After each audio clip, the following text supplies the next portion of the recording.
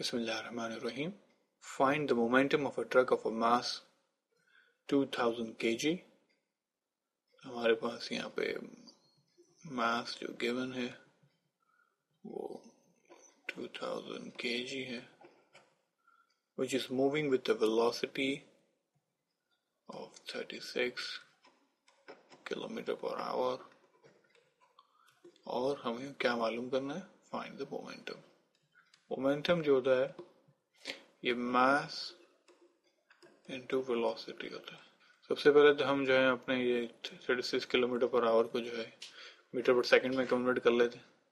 तो आवर को कैंसिल करना है तो आवर ऊपर लिखा, सेकंड नीचे लिखा। 1 आवर में कितने सेकंड होते हैं? 60 मिनट्स इंटू 60 सेकंड्स।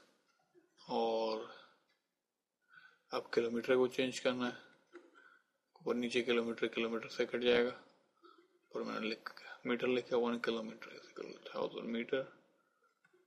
तो ये हो गया 1 किलोमीटर से कट गया, आवर से कट गया। तो जो रिजल्ट हो गया मेरे पास वो हो गया 36,000 डिवाइड बाय 3600 से कट गया और हमारे पास आया 10 मीटर पर सेकंड।